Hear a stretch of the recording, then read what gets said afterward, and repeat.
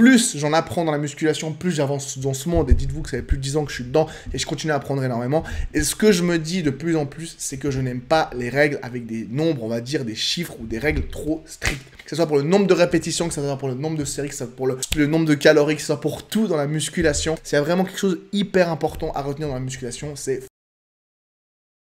Hey la famille, wesh le gang, c'est Timo Karim et bienvenue sur ma chaîne pour une toute nouvelle vidéo. Donc aujourd'hui, vidéo réaction, on va réagir à la dernière vidéo du poteau Nash Befit, comment relancer son métabolisme et enfin perdre du poids. Comment relancer son métabolisme, c'est quelque chose qui est très important et qui devrait être plus discuté dans le monde de la musculation, quelque chose que beaucoup plus de gens devraient savoir. Surtout que maintenant, avec toutes les conneries qu'on voit sur Instagram, avec les aliments qui font perdre du poids, les régimes miracles, comment perdre du ventre en 6 étapes, vous connaissez ce genre de truc. Beaucoup de gens tombent dans la facilité, pour pas dire dans les grosses conneries, et ne savent pas comment vraiment gérer leur corps. Donc Nash, c'est quelqu'un qui fait d'habitude des vidéos de qualité, des vidéos que j'aime bien. Donc on va lancer sa vidéo et on va voir ce qu'on a à dire dessus.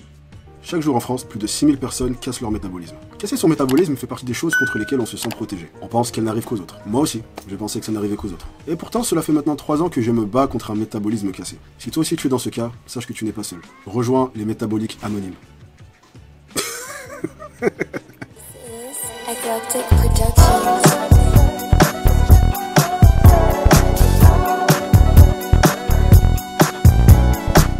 Ça me fait trop rire quand les gens te disent qu'ils ont cassé leur métabolisme. Tu sais, ton métabolisme, c'est pas une manette de PlayStation.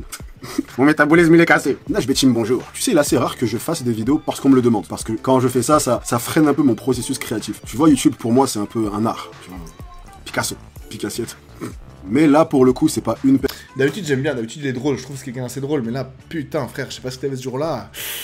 Difficile, les vannes, hein. Personne qui m'a demandé cette vidéo, c'est pas 2 personnes qui m'ont demandé cette vidéo, c'est pas 3 personnes, c'est pas 4, c'est beaucoup de gens. Et en soi, je les comprends, parce qu'effectivement, c'est une préoccupation qui est partagée par beaucoup de personnes. Et bah écoute, allons-y, dans cette vidéo, je vais te faire un guide général sur comment relancer ton métabolisme si celui-ci est lent. Que ce soit pour des raisons hormonales, en gros, ton métabolisme a la particularité de tourner au ralenti, pas de chance, ou alors que ce soit pour des raisons externes, comme par exemple avoir fait des régimes trop stricts et trop agressifs pendant trop longtemps. Ok, mise en situation, tu décides... Je vais faire juste une petite pause, je vais la penser pour ceux qui ne savent pas ce que c'est le métabolisme, qu'on dit relancer son métabolisme, métabolisme cassé, ce genre de choses, comme il a dit, c'est pas une de PlayStation, mais bon, les termes, je reviendrai dessus parce que pour moi, on peut dire bon, métabolisme cassé, c'est un gros mot, mais ce qui est cassé se répare, donc pourquoi pas, on va dire métabolisme endommagé. Mais en gros, ce qu'on entend généralement par ce genre de phrase, c'est qu'en gros, ton métabolisme tourne au ralenti et plus concrètement, tu brûles moins de calories au repos que ce que tu pourrais brûler. En gros, ton corps a besoin de brûler un certain nombre de calories par jour pour son fonctionnement, tout simplement, pour le fonctionnement de tes organes, pour rester en vie, en gros. Et c'est vrai que certains ont leur métabolisme, on va dire, qui tourne au ralenti. Bien sûr, il y a une part de génétique. On connaît tous, hein, si vous connaissez pas trop en muscu, vous avez certainement des gens de qui vous dites « Oh, lui, il peut manger n'importe quoi, il grossit pas. Moi, à peine je regarde un gâteau, je grossis et tout. » Il y a beaucoup de facteurs à ça, mais un des facteurs, c'est ce qu'on appelle la vitesse de votre métabolisme. En gros, le nombre de calories que vous allez brûler au repos, notamment. De perdre du poids. Tu commences donc à surveiller ton alimentation et à manger moins, sauf que tu te rends compte que ton poids ne baisse pas spécialement. Tu te dis donc que tu dois baisser encore un peu plus, c'est ce que tu fais. Mais ton poids ne descend toujours pas comme tu le voudrais. Donc, tu baisses encore plus et ton poids ne descend toujours pas comme tu le voudrais. Et de fil en aiguille, tu te retrouves à un stade où ton poids bouge très peu alors que tu manges très peu. Au bout d'un moment, tu manges tellement peu que ça en devient difficile à tenir. Tellement impossible qu'un beau jour, tu craques. Pique une crise et tu passes ta journée à bouffer. Littéralement, on dirait que t'as pas mangé depuis 2 semaines. Le lendemain, tu te pèses et tu as pris 5 kilos. Sachant que pendant ton régime, tu en avais perdu 3. Tu as donc, si on fait le bilan, suivi un régime de 2 mois pour gagner 2 kilos. Alors, si tu te reconnais dans ce que je viens de dire, sache 2 choses. La première, c'est que tu es loin d'être un cas isolé. La deuxième, c'est que ce qui t'arrive est tout à fait normal. Ton corps est tout simplement en train de lutter contre tout. En gros, ton métabolisme est lent, que ce soit pour une raison ou une autre. Que ce soit des régimes trop restrictifs, que ce soit ton âge, que ce soit tes niveaux de stress, peu importe. Mais la chose importante à garder à l'esprit, c'est que tant que tu n'auras pas réglé ce problème-là, toute tentative de perte de poids sera forcément vouée à l'échec. Tu noteras ici que j'ai dit ton métabolisme... Alors, perte de poids sera vouée à l'échec. Oui et non, c'est un peu un raccourci. Parce qu'en fait, il y a beaucoup de gens qui discutent la règle de base qui est la balance calorique. En gros, tu dois manger moins que ce que tu dépenses pour maigrir. Et il y a 1 million de facteurs qui vont agir là-dessus. Mais la vérité, cette règle sera toujours valable. Si ton métabolisme est flingué, si tu fais pas l'activité, si tu as des hormones défoncées, peut-être que ton maintien calorique sera hyper bas. Mais si tu manges en dessous de ce maintien, même si en gros, ça va être presque impossible, tu vas mettre ta santé en danger, tu seras tout le temps fatigué, oui. Mais tu perdras quand même du poids. C'est pas à faire, bien sûr qu'il vaut mieux relancer son métabolisme pour pouvoir manger plus et bien sûr être en meilleure santé en plus, mais dans le sens, cette règle, la balance calorique, est normalement toujours valable. Donc tu pourras toujours perdre du poids, mais bien sûr, dans ce genre de situation, ce n'est pas ce qu'il faut faire. mais techniquement, c'est toujours possible. Le métabolisme est ralenti et non pas cassé. Un métabolisme, ça ne se casse pas, c'est pas un vase. Et c'est la raison pour laquelle, au lieu de parler de métabolisme cassé ou même de métabolisme ralenti, généralement j'aime parler d'adaptation métabolique. En réalité, les gens en parlent comme si c'était quelque chose de dramatique. Ce n'est pas dramatique, c'est même normal. En fait, ton corps a pour rôle de te garder en vie, d'accord? Donc en gros, ce que ça veut dire, un métabolisme ralenti, c'est que juste tu as eu un certain rythme de vie pendant plusieurs mois, pendant plusieurs années, et ton corps s'est tout simplement adapté à ce rythme de vie. Et c'est parfait, parce que si c'était pas le cas, tu serais mort, en fait. Faut pas voir ça comme la fin de tout. Ça veut juste dire que maintenant, tu vas devoir inculquer de nouvelles habitudes à ton corps pour que ton métabolisme s'adapte à ces nouvelles habitudes, tout simplement. Et donc, je vais te donner des conseils, pas pour réparer ton métabolisme, mais tout simplement pour le relancer. Tu vois, avec un... Je suis d'accord et pas d'accord avec ce qu'il vient de dire. Oui, ton corps s'adapte. Par exemple, typiquement, comme il a dit, en cas de régime trop restrictif, si tu manges moins, enfin peu, ton corps va dépenser moins de calories. Pourquoi? Parce que ton corps, il va dire, ouais, ce mec, il me donne plus à manger, du coup, il va falloir que je brûle moins de calories. Tout simplement par mécanisme de survie. En gros, imagine, tu es sur une île déserte, tu as très peu à manger, ton corps doit dépenser moins pour pouvoir conserver les réserves qu'il a le plus longtemps possible. Ton corps est intelligent, si je puis dire, ton corps va s'adapter. Pourquoi? Pour son but premier qui est la survie. Le corps humain n'est pas fait pour partir dans les sèches extrêmes. C'est pour ça que les compétiteurs, quand ils arrivent en fin de sèche, ils sont en galère pas possible. Le corps humain n'est pas non plus fait pour devenir énorme. C'est pour ça que quand tu dépasses un certain poids, c'est dur de prendre du poids, de prendre du muscle, parce que tout simplement, le corps humain, il est là pour survivre dans les meilleures conditions possibles et pas pour être un bodybuilder, même si nous, ma foi, on est bizarre, on adore ça et on force notre corps à aller dans ce sens-là. Donc voilà, quand tu as mangé super peu, ton corps va tourner au ralenti. Mais par contre, là, quand il parle d'adaptation métabolique, ça veut dire que forcément, c'est quelque chose que vous avez fait, qui a impacté votre corps, qui a fait que votre métabolisme a ralenti. Alors que, comme il expliquait dans le début de la vidéo, tout simplement, ça peut être l'âge. On sait qu'avec l'âge, le métabolisme ralentit. Ça peut être autre chose qui vous sont arrivées, typiquement des maladies ou ce genre de choses, ou encore des choses que vous prenez, des traitements, des médicaments que vous pouvez prendre, ou tout simplement des foirages que vous avez dans votre corps il foire, ça peut développer des maladies, je vais pas aller dans l'extrême, par exemple un cancer ça se développe parce que votre corps il part en couille en gros, et ça peut être la même chose à moindre mesure qui peut flinguer votre métabolisme, typiquement des dérèglements hormonaux qui peuvent venir par des choses que vous prenez, mais qui peuvent malheureusement arriver seuls, entre guillemets, avec le temps dans votre corps, et ça peut impacter votre métabolisme, que vous ayez fait de diète extrême ou pas. Donc oui, il y a une part qu'on peut contrôler, mais il y a également une part malheureusement aléatoire, entre guillemets, ou en tout cas on n'a pas de contrôle direct dessus. Et malheureusement, c'est pas toujours si simple que contrôler sa diète égale impact sur le métabolisme, parce qu'il y a beaucoup d'autres facteurs, et certains qu'on ne peut pas contrôler, qui entrent en compte. Parti. Conseil numéro 1, le plus important de tous, développe ta masse musculaire. Beaucoup de gens font l'erreur de penser à perdre du poids et vont se dire ok, donc dans ce cas-là je dois m'affamer et faire beaucoup de cardio. Je caricature à peine. Le problème c'est qu'une masse musculaire faible te fait consommer très peu de calories au repos. Et la principale barrière c'est que les gens, et principalement les femmes, ont peur de se muscler par peur de ressembler à des hommes. Et c'est faux, il n'y a rien de plus faux au monde, d'accord? La différence entre avoir une masse musculaire développée ou pas développée pour une femme revient à comparer ces deux personnes. Ces deux personnes-là, je pense pas que tu puisses me dire qu'une de ces deux personnes ressemble à un homme. La différence entre ces deux personnes c'est que l'une a une masse beaucoup plus développée que l'autre. Donc voilà, détachez-vous absolument de cette idée que... Juste, connais son âge, la meuf à gauche, il la connaît, et il l'a pris comme exemple dans sa vidéo pour la pécho. Je connais pas cette meuf, je sais pas qui c'est, mais connais son âge. Cette meuf, ça doit être une meuf qu'il est en train de charrer sur Instagram en ce moment même où je fais cette vidéo, et qu'il l'a mis comme exemple de la bonne meuf musclée qui ressemble pas à un homme, mais qui est canon malgré le fait qu'elle est musclée, vous inquiétez pas, etc. Pour qu'elle se sente flattée et... le requin. Attention les filles, c'est un charreau ce mec. Il a l'air gentil comme ça, mais c'est un vrai charreau. A une masse beaucoup plus développée que l'autre. Donc voilà, détachez-vous absolument de cette idée que masse musculaire égale ressembler à un homme. Masse musculaire égale tout simplement avoir un muscle dense qui va consommer beaucoup de calories. Et petit aparté qui me paraît important, c'est que beaucoup vont avoir peur de ressembler à ça. Alors, ressembler à ça n'arrive pas par hasard. Tu te lèves pas un matin et tu ressembles à ça. Pour ressembler à ça, il faut tout mettre en œuvre pour ressembler à ça. Ça veut dire donner des efforts acharnés, ça veut dire tout mettre en œuvre, et ça veut dire prendre des produits illégaux qui vont effectivement avoir une action virilisante, mais que vous ne prenez pas. Ce que ça veut dire, c'est que vous ne ressemblerez pas à ça en développant votre masse musculaire, mais plutôt à ça.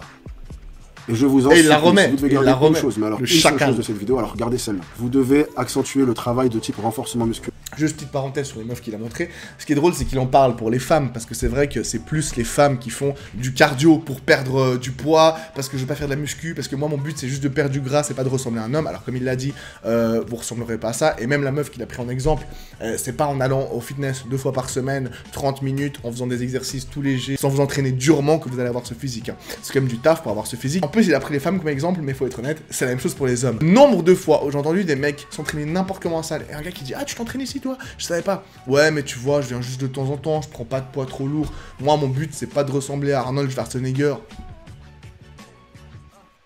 Frère. Tu peux t'entraîner toute ta vie comme un malade en gérant toute ta nutrition, ton entraînement à fond et même en prenant des stéroïdes, c'est même pas sûr que tu arrives au physique d'Arnold parce qu'il avait une génétique bénie des dieux. Donc frère, si tu crois que tu vas à la salle et en t'entraînant un peu difficilement, tu vas ressembler à Arnold, non frère. Tu vas gérer ta diète comme un malade, tu vas t'entraîner comme un mort de faim, tu vas te défoncer tous les jours et avec un peu de chance, tu auras le physique d'un de ces mannequins Calvin Klein tout anorexique. Donc frérot, t'inquiète pas, tu peux y aller à fond, il n'y a aucun risque que tu ressembles à Arnold. Même si, je dirais même, et surtout si, votre but principal est de perdre du poids. Encore une fois, aussi paradoxal que cela puisse paraître, et je sais qu'il y a une barrière psychologique qui s'y oppose, le meilleur moyen de perdre du poids est de gagner du muscle. Conseil numéro 2, faire une reverse diet. Alors déjà, gagner du muscle va vous permettre de prendre du poids, parce que déjà du muscle au repos, entre guillemets, ça va brûler plus de gras que de la graisse, et non seulement ça, mais en vous entraînant musculairement, vous brûlerez des calories aussi, mais en plus de ça, vous aurez une réponse hormonale meilleure, ça veut dire qu'en faisant des gros exercices polyarticulaires, vous allez booster vos hormones, ce qui arrivera moins en faisant du cardio.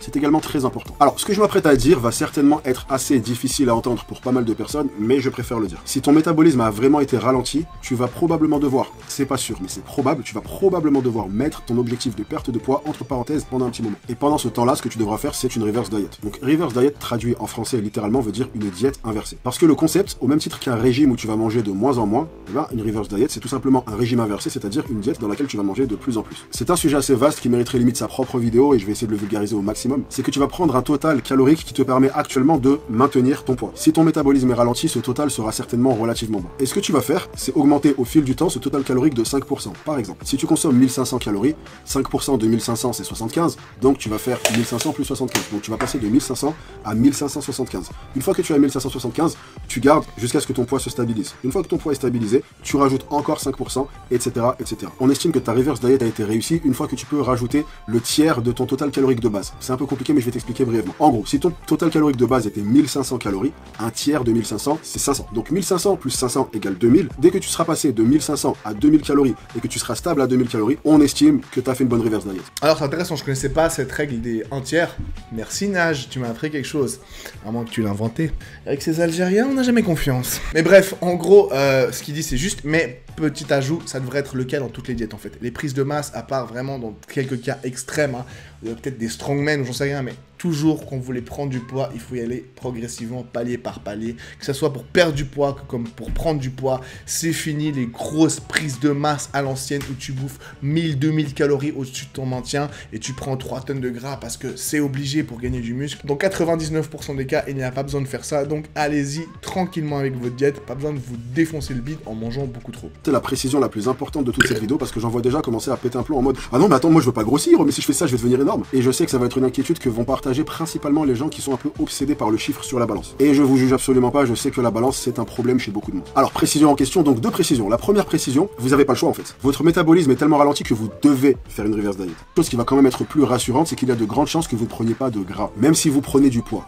Pourquoi? Parce que si vous appliquez le conseil numéro 1, c'est-à-dire de privilégier le renforcement musculaire, vous allez faire ce qui s'appelle une recomposition corporelle. En gros, vous allez développer du muscle et perdre du gras. Et il s'avère que le muscle est plus lourd que le gras, d'où la prise de poids. Alors, il s'avère que je déteste vraiment partager des photos avant-après de mes élèves et autres, tout simplement parce que pour moi, ça ne veut tout simplement rien dire. Mais, une fois n'est pas coutume, je vais vous partager l'évolution d'une de mes élèves, elle m'a bien entendu autorisé à poster la photo, qui a justement fait une reverse diet. Et donc, en mettant les deux photos côte à côte, est-ce que vous me croyez si je vous dis que sur la photo de droite, elle pèse 2 kg de plus que sur la photo de gauche? La raison est simple, c'est qu'en faisant une reverse diet, elle a monté son métabolisme, développer sa masse musculaire et donc même si la silhouette paraît plus fine parce qu'il y a plus de muscles que de gras, et au final elle est quand même plus lourde. Voilà, j'avais vraiment besoin d'illustrer cette information parce que je sais que malgré tout des gens vont rester obsédés par le chiffre sur la balance et être tétanisés à l'idée de voir le chiffre sur la balance augmenter et ne pas réaliser que c'est exactement précisément cet état d'esprit là qui les empêche de perdre du poids. Conseil numéro 3, t'attesse, évite le stress. Alors oui et non, comme j'ai dit avant encore une fois, parce que ce qu'il dit c'est tout à fait juste. Malheureusement, ça ne peut pas s'appliquer à tout le monde. En tout cas, pas de manière aussi simple et, si je puis dire, rapidement efficace que là.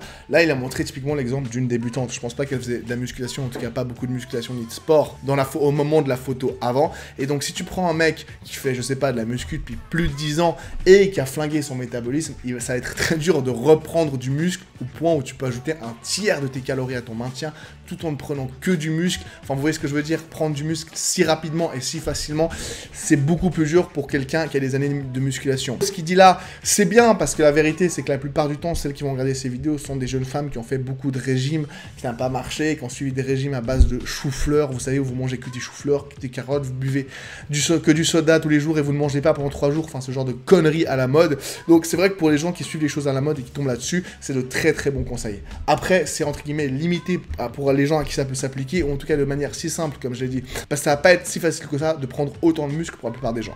Et dors plus. C'est fou le nombre de personnes qui font tout très bien, mangent comme il faut, ils s'entraînent à la perfection, mais ils négligent leur hygiène de vie. Et principalement les deux plus grands piliers de l'hygiène de vie, le stress et le sommeil. Si je devais faire un comparatif, eh ben, je pense même pas exagérer en disant que je mettrais le stress et le sommeil au même niveau que la nourriture et l'entraînement. Bon, après je vais pas rentrer dans le détail de comment mieux dormir ou comment moins stresser, parce qu'il y a des gens qui se spécialisent dedans et c'est des informations qui sont relativement faciles à trouver. Je vais quand même faire un aparté au niveau des compléments, parce qu'il y a 2 compléments qui sont quand même super utiles à ce niveau-là. Un complément qui m'a beaucoup personnellement aidé avec le sommeil, c'est la mélatonine. Ça a vraiment changé la donne pour ce qui est de m'endormir et également pour ce qui est de rester endormi. Pour ce qui est du stress, j'ai la chance... Alors les gars, je sais que cette vidéo commence à être longue, mais restez là parce que je la trouve vraiment très intéressante et surtout je me trouve particulièrement intéressant moi aujourd'hui, je donne de très bons conseils. Mais bref, je devais rebondir sur la mélatonine, même si c'est pas directement le sujet de la vidéo. Pourquoi? Parce que je vais être honnête avec vous, je prends ce supplément depuis des années. Et c'est pas quelque chose à faire. Je vais pas entrer dans les détails et vous raconter ma vie là-dedans, mais en gros, je prends de la mélatonine et j'ai besoin de la mélatonine pour dormir. Mais ce n'est pas un supplément qui est fait pour être utilisé dans le long terme. C'est plutôt quand vous avez vraiment des troubles du sommeil, typiquement pour les gens en fin de sèche et tout. C'est pour ça que c'est introduit dans le monde du bodybuilding de plus en plus. Pour les bodybuilders qui ont du mal à dormir parce qu'ils mangent vraiment pas assez, ou alors, on va être honnête, qui prennent des produits qui les empêchent de dormir, comme le Trenbolone, typiquement, je l'ai parlé dans ma dernière vidéo. Allez checker ma Steroid Series si vous voulez plus d'infos sur les stéroïdes en détail. Je vous laisse checker la playlist Steroid Series. Mais typiquement, genre de produit qui t'empêche de dormir, la mélatonine peut t'aider à dormir. Après, si vous avez simplement de petits troubles du sommeil, vous dormez pas au top et tout, franchement, la mélatonine, c'est pas quelque chose que je vous conseille directement. C'est vraiment quelque chose que je vous conseille par phase si vous en avez besoin. À la base, c'est quelque chose qui est plus utilisé pour le jet lag. Parce qu'en gros, la mélatonine, ce que ça va faire, c'est que ça va dire à votre corps, pour vraiment simplifier les choses, et frérot, c'est la nuit. Du moment où vous prendrez la mélatonine, une demi-heure, 1 heure avant d'aller vous coucher, votre corps se dira, c'est la nuit. Mais c'est quelque chose que votre corps produit normalement naturellement au moment où le soleil se couche, au moment où il fait nuit.